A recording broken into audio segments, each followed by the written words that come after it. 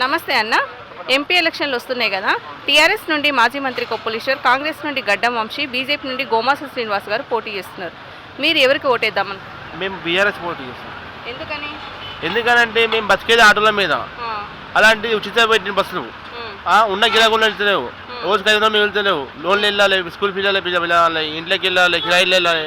ఎట్లయితే చెప్పండి. అది సీఎం గారు నోటికొచ్చి చెప్పారు ఇప్పుడు ఇచ్చినామని, అమలు చేస్తా అని చెప్పారు. అమలు చేయాలి. ఇప్పటికి ఏం అమలు చేయాలి? ఏం చేశారు చెప్పండి. ఒక 100 రోజులు చెప్తా చెప్పాను. ఏం అమలు చేశారు చెప్పండి. ఇది మా బాధ చెప్పుకోవడానికి ఎవరికి కూడా రోడ్ల మీద పడుకొని ఉండేది బండి పడుకొని ఫైనాన్స్ వెళ్ళాలి బండ్లకు. అది మా పరిష్కారం ఏం చెప్తారు మేడం చెప్పండి. ఆ కేసీఆర్ సార్ ఉన్నప్పుడు కూడా మాకు న్యాయం చేసాడు. రైతు బంధు పడేటి, అవి పడేటి, ఇలాంటి అన్ని హామీలు ఏం చెప్పాలి, ఉచిత హామీలు. ఇప్పుడు ఈ సీఎం సార్ చెప్పిండు, మా ఆటలో మొత్తం పెట్టుబడి మేడం. ఇది మా బాధ.